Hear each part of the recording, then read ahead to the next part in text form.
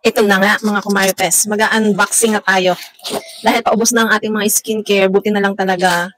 Alam niyo, buti na lang nagkapera ako kasi mga kumarites, ang hirap naman bumili ng walang pera. Sa totoo lang, nung una na napapagod ako sa trabaho, gusto ko na mag-resign, napapagod na ako, ayoko na. Pero naisip ko, maluho nga pala ako sa skincare. Paano ako makakabili kung ako magre-resign? Ako, tatanders na tayo. Baka mukha natin lumaylay na kasi wala tayong trabaho. Baka lalo na tayo ma-stress kasi wala tayong pera. Kaya sabi ko, ang pagod ng katawan, pwede natin ipahinga. Pero hanggat kaya natin magtrabaho tayo. Ang hirap ng walang trabaho kasi yung iba nga na mga nanay na nasa bahay lang tapos hindi naman susulit yung mga mister. Hindi nila maiwanan yung mga asawa nila kasi hindi nila kaya kasi wala silang trabaho. Pero yun nga ang malaking advantage ng ang babae ay may trabaho kasi kahit sila'y mag-away, hindi na nila kailangan humingi ng pera sa asawa nila kasi meron silang sariling pera. Meron silang panggastos sa sarili nila. Yun ang kagandahan kapag ang babae ay may trabaho. Kaya yun, mga realization ko nung gusto ko mag-resign, kala mo naman kayang gawin. Pero hindi ko rin kaya naman gawin. Napapagod lang, iiyak lang natin yung pagod tapos go na uli. Madami naman na tayong sick leave at bill kasi na siya, bago na uli. Taon-taon naman yung nagbabago mga kumartes pag hindi nyo nagamit. Bali, ang leave ko nga pala mga kumartes ay 15-15. Isang sick leave ko 15, ang BL ko 15. Sagad na yun sagad na yun. Ngayon, ang binabayaran lang, ang vacation leave ata ay 9, ang sick leave ay 10. Bali 19. Ngayon, pag di nyo nagamit yung ilan doon, hindi na yung babayaran. Pero yung 19, pagka yun yung natira, babayaran yung lahat. Kaya yung iba na madami pong sick leave, pwede nilang absenan yun kasi hindi naman babayaran yung mga natira. Kasi babayaran lang talaga doon 19. Kaya ako, nakuha ko pa 12. O, di ba? Yung iba na masisipag, halos walang bawas, pwede nilang gamitin bago magbigayan ulit kasi yearly naman yung nagbabago. Tapos yan, ito mga kumagas. Nag-order na ulit ako nito kasi paubos na yun nasa CR ko. At yung ano ko, tinitira din pala yung serum. Kanyang ginagamit daw, ayan.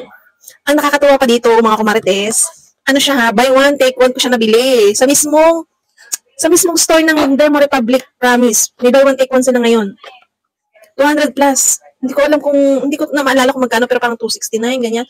Buy one, take one. Tingnan natin ang expiration. Baka naman, 2027 pang expiration. Bago lang.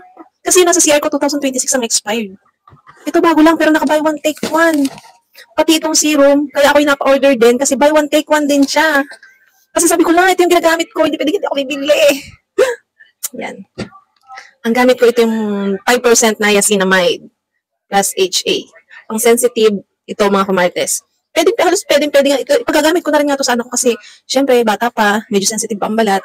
Bagay ito sa kanya kasi, napakamild lang niya, halos yung spray nga nito, walang amoy At biro nyo, ang ganda pa ng lagayan niya, nakalagay siya sa box na ganito. Secured na secured ang ating mga parcel. Alam nyo, hindi mababasag.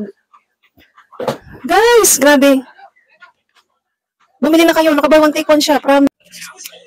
Alam nyo ba mga kumatis, dito talaga ako nagtagaya sa Dermo Republic. Kasi, doon sa Rix, yung Rix talaga yung gamit ko, parang nakukulangan ako. Parang wala siyang glowing effect sa balat ko, dito sa mukha ko. Parang, wala man ng glow. As in, plain na plain lang siya. Tapos nung tinry ko nga itong toner, tsaka itong serum, tapos yung sabon, pumuti talaga yung mukha ko. Mga kumatis, kung nagre-rejuve kayo, huwag kayo masyadong mag-rejuve. Ang tinatagal lang talaga ng rejuve, parang 1 buwan or 2 months. Huwag nyo sanayin ang mukha nyo na lagi kayo naka-rejuve. Kasi nga, mga kumatis, baka masira yung skin barrier natin. Okay lang siya dun sa mga 1 buwan, 2 buwan. Pero isang beses lang ako, parang 2 beses ako nag-try yung Brilliant at saka yung Rix. 2 beses lang naman ako nag-try ng rejuve. At okay naman sa akin, hindi naman ako tinagihawat. Kasi taghihawatin talaga ako ng dalaga. Ngayon, dito na talaga ako nag-stake kay Dermo Republic. Kasi talagang magkakataghihawat lang ako pa isa-isa. Pero pag gumagamit ako nito, as in hindi ako tinataghihawat. Pero, syempre, sabi ko nga sa inyo, hiyangan lang din to. Hiyangan to ha. Kaya, kung magka-try kayo nito, isa lang muna yung bilhin nyo. Pag hindi okay sa mukha nyo at alam nyo parang hindi kayo hiyang, huwag nyo na ituloy gamitin. Kasi lahat naman ng products, lahat ng skincare products, hiyangan lang yan. Depende sa inyo kung saan kayo hiyang. Tapos, pag nahiyangan kayo, huwag na kayo magpapalit-palit ng skincare. Masama din naman yung palit-palit kayo ng skincare. Gusto ko ang maawa kayo sa mukha nyo. Kasi ako, okay na ako sa ganito, hindi masyadong tinataghihawat. Yan. Tapos uminom din kayo ng mga pampaglow, ganyan. Para hindi tayo masyadong tumandang tingnan. Kasi mga kumartes, mahalagang alagaan natin yung sarili natin kahit tayo ay may mga anak na, may asawa, na kahit stress kayo sa mga asawa nyo, hindi halata. Kasi meron kayong mga skincare na ginagamit dyan. Diba? Try nyo to. Promise, maganda to. Ito yung i-endorse dito ni Doc Alvin.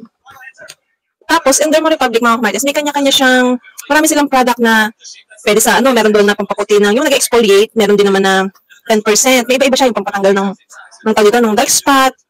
Hanapin nyo kung ano yung bagay sa inyo. Meron naman doon description kung para saan siya. Ito ay hindi ko basta lang in-order. Ito, sinesh ko din kung ito ay babagay sa balat ko. Ito ay pang ano siya, pang-hydrate ata ng mukha to. Ganyan. Kasi hindi naman ako tagyawatin, wala naman ako tagyawatin. Gusto ko lang yung hindi siya masyadong dry, yung tingnan yung ating mukha. Nagkakatagyawat ako pero isa-isa lang, lalo na pagka magkakaroon. So, yun lang. Ang dami ko nang sinabi at napahaba na naman ang video na to. Kaya kung gusto niyo nito, ilalagay ko na lang yung link dyan sa comment section. Ilalagay ko na lang to sa yellow basket. So, ayun lang. Mamaya mag-i-skincare tayo kasi liligo ulit ako. Nakaligo na ako kanina umaga at dahil mainit ang panahon ngayon, maliligo ulit tayo. At tingnan niyo kung paano ako mag-skincare routine pero palagi ko naman sinishare yun. So, ayun lang. Bye-bye!